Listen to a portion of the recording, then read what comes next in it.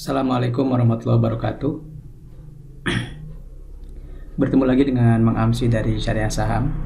Di video kali ini kita akan mencoba membahas tentang apa yang saya share di Instagram kemarin, yaitu tentang saham-saham syariah calon multi bagger. Ini mungkin salah satu tema yang sering dicari oleh teman-teman trader atau investor saham syariah. Nah, di video kali ini kita akan mencoba membahas itu dari cara menentukan nilai wajar, kemudian dari situ dihitung berapa potensi kenaikannya, dan tentunya ini akan berbeda dengan cara penilaian yang lain, tapi karena kita akan mencoba saja apakah benar-benar akan multi bagger atau tidak, nanti pasar yang menentukan. Terima kasih sudah like, komen, dan subscribe channel Mang Amsi ini. Sampai hari ini alhamdulillah kita sudah banyak belajar tentang saham syariah, terutama di video-video yang sudah pernah kita simak sebelumnya. Terima kasih juga sudah follow Mang Amsi dan Syariah Saham di Instagram. Disclaimer, artinya apa yang dibahas di video ini benar-benar bukan rekomendasi beli atau jual, tapi hanya informasi saja. Silakan sesuaikan dengan profil risiko masing-masing ya teman-teman. Jangan langsung hantam, hajar kanan atau buy langsung, tapi teman-teman harus cek dan recek kembali. Nah, tema tentang multi bagger stocks ini sebenarnya saya baca dari Wikipedia saja bahwa multi bagger stock adalah saham yang memberikan return lebih dari 100%. Jadi minimal mungkin 100% ya. Kemudian ini yang pertama kali mengemukakannya adalah Peter Lynch dalam bukunya One Up on Wall Street tahun 88. Kemudian juga dia berikan contoh bahwa 10 bagger adalah saham yang memberikan return minimal 10 kali gitu ya. Kemudian kalau 20 bagger berarti 20 kali. Nah, ini juga biasanya digunakan ketika mendiskusikan atau menceritakan tentang industri yang sedang tumbuh tinggi atau pasar di negara berkembang. Kemudian juga sebagai ukuran investasi gitu ya. Performa di masa lalu itu tidak menjadi jaminan di masa depan. Dan return multi bagger atau misalnya berkali lipat itu bisa menunjukkan apakah itu pertumbuhan yang berkelanjutan atau hanya sekedar, nah ini yang paling berbahaya mungkin, apakah sekedar gelembung investasi atau bubble ya. Jadi istilahnya naiknya itu tanpa ada alasan fundamental, hanya karena ya lagi hype aja, lagi rame. Nah, di sini juga diberikan beberapa contoh tentang saham-saham yang multi bagger di tahun 2015 kalau di sini ya. Ada yang 1.700%, ada yang 200% dan seterusnya. Nah, di Indonesia sendiri di setahun terakhir juga kita sering disajikan dengan fenomena saham-saham yang naik berkali lipat ya. Ini mungkin yang syariah saja, saya saring yang syariah saja. Kalau yang non syariah mungkin yang paling hype adalah DCI ya. Tapi ini yang syariah ada Tefas, kemudian ada Teh, ada CBRA, ada CSMI, ada MLVL, DMMX, MPPA, MLPT, ada BRIS juga. Ini yang mungkin agak katakanlah big caps ya. Kemudian Harum, Fire, Kios, kemudian BES, LPLI, dan juga aneka tambang yang sedikit kita sebut sebagai saham liquid ya. Ini adalah setahun terakhir sejak Juli tahun kemarin. Jadi kalau ini mungkinlah sudah lewat ya. Sudah naik ribuan persennya di tahun ini dari tahun kemarin. Nah, ketika kita mencoba ingin mencari saham yang multi bagger, maka saya mencoba menggunakannya salah satunya dengan metode discounted cash flow. Jadi artinya kita menghitung nilai wajarnya dibandingkan dengan harga sekarang. Nah, yang perlu dipertimbangkan karena nanti di DCF itu, nanti mungkin di video lain atau mungkin sudah banyak teman-teman saya lain juga sudah menjelaskan DCF. Saya suka lebih ke cara praktis saja. Kalau teorinya, metodologinya nanti silakan teman-teman baca lagi di video, simak di video lain saja ya. Nah, kita bisa cek di sini. Nanti karena ada PI yang akan dibandingkan, maka kita menghitungnya rata-rata PI saham-saham atau price to earning ratio dari saham-saham di Bursa Efek Indonesia. Dan saya sering melihat di statistik Bursa Efek yang harian itu rata-rata ada di kisaran 12. Jadi kita asumsikan moderatnya PI-nya kita ambil yang 12 kali karena itu mencerminkan rata-rata PI dari seluruh saham yang ada di Indonesia. Nah, ini adalah worksheet-nya atau lembar kerja kita yang akan kita gunakan di video ini. Jadi nanti saya akan bagikan tentunya dengan beberapa syarat supaya teman-teman lebih semangat ya. Intinya file Excel ini akan saya bagikan.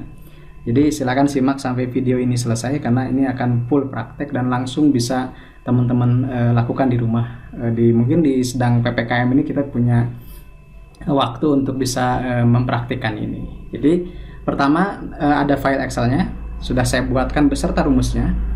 Kemudian teman-teman nanti cari laporan keuangan di video ini saya akan berikan di kasus Demas ya, karena ini agak liquid sahamnya dan juga orang suka dengan dividennya. Jadi ada dari sisi kinerja dan dari sisi dividen saham ini sedikitnya menarik buat investor.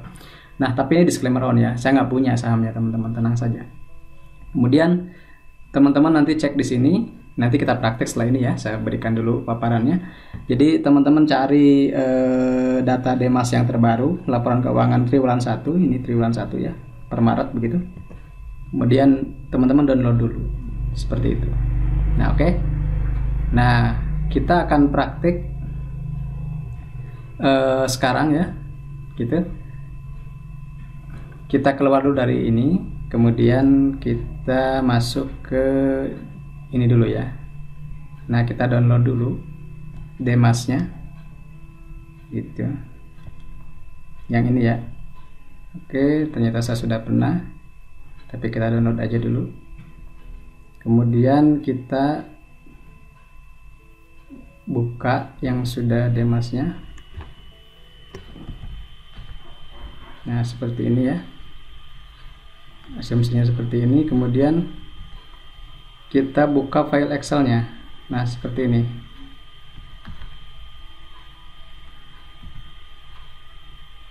Nah, seperti ini ya, Demas begitu. Ini file Excelnya. Di file Excelnya. Nah, kita coba sekarang kita bandingkan dengan yang kita masukkan ini, data dari laporan keuangan Demas, masukkan ke sini ya, masukkan ke Excel. Jadi kita masukkan di sini, zoomnya kita perkecil ya supaya lebih hemat. Nah, gini. Nah, seperti ini. Nah, kita akan mulai praktek. Kita mulai dengan aset lancar. Nah, aset lancarnya ini berapa? Kita lihat di sini ada 3 triliun. Nah, kita kopas di sini dengan paste spesial ya, teman-teman, text only.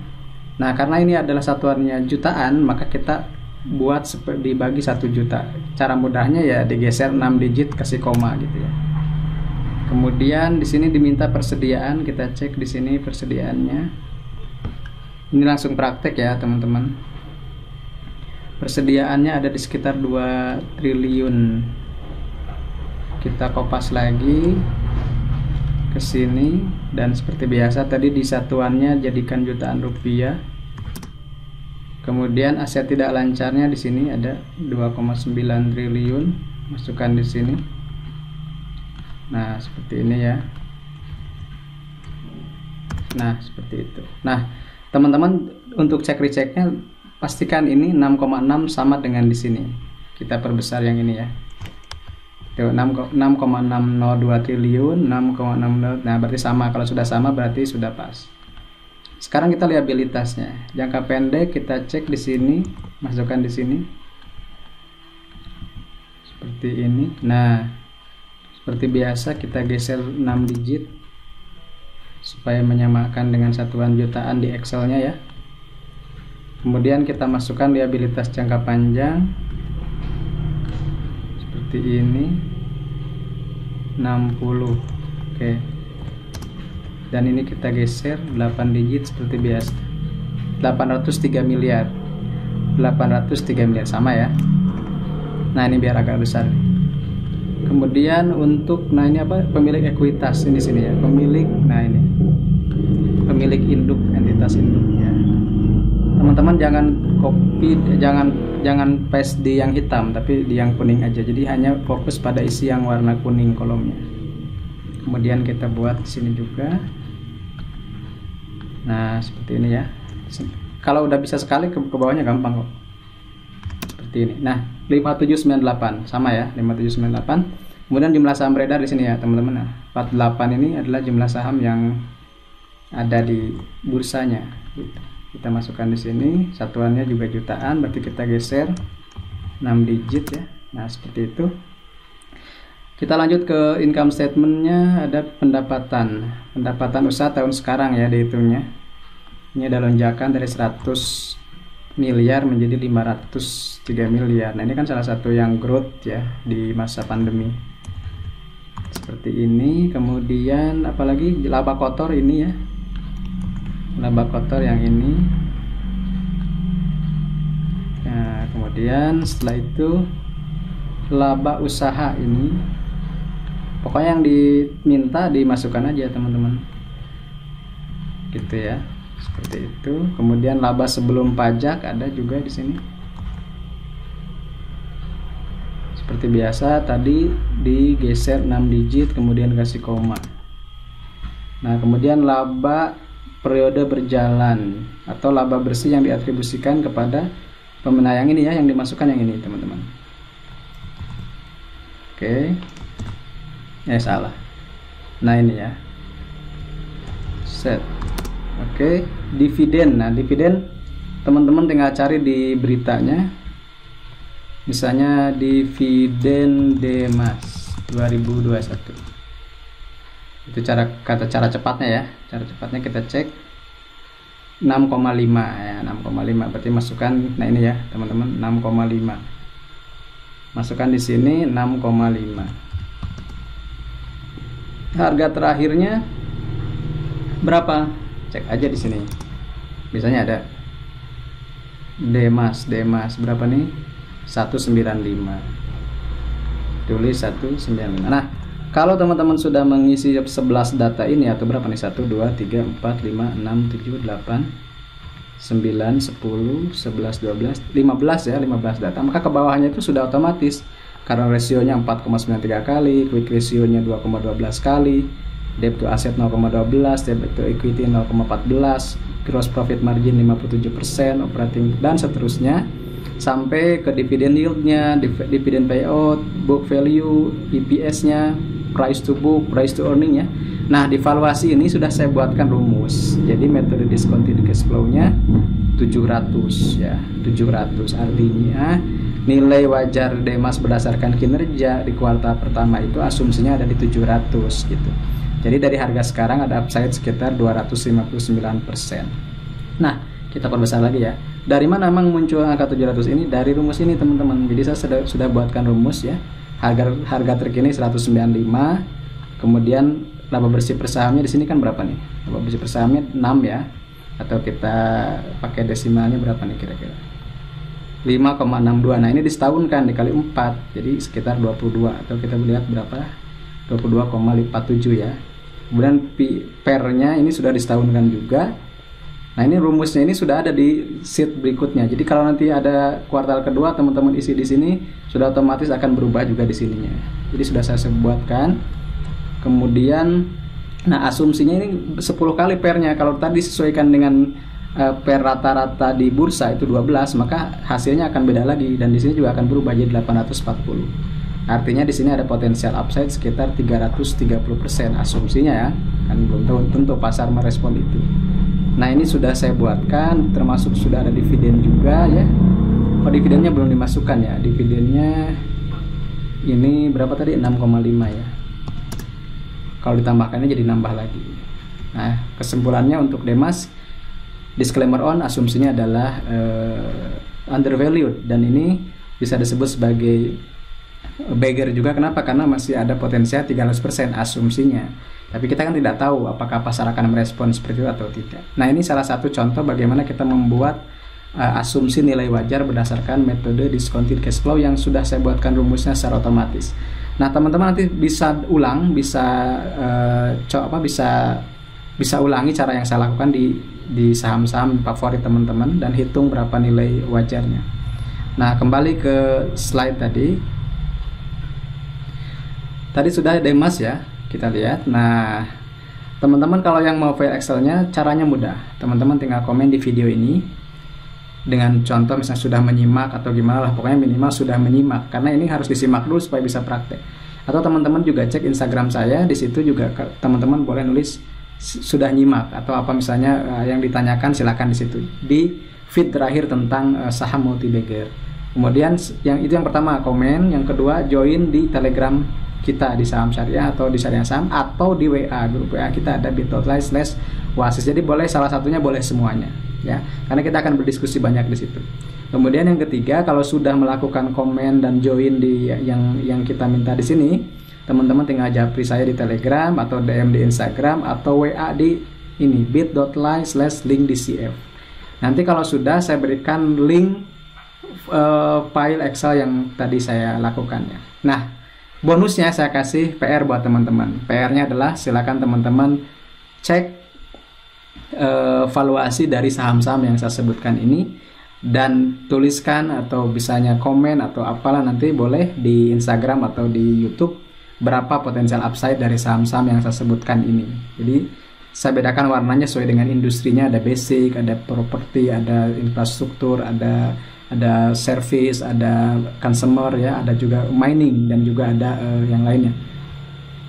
Teman-teman juga bisa mengecek saham syariah atau tidaknya. Ya, tadi yang saya share ini adalah saham-saham syariah tentunya. Kemudian yang ini kalau teman-teman ragu, silahkan cek di s.id/cek isi. Kemudian kalau money management berapa lotnya, teman-teman boleh cek juga di link ini. Kemudian juga kalau shortcut valuasinya, teman-teman boleh menggunakan apa yang sering saya lakukan dengan menggunakan VBP standar deviasi, salah satunya dengan menggunakan file recap data mentahnya, dan juga ada file vaksinasi ya, valuasi Kompas Syariah Mang Amsi.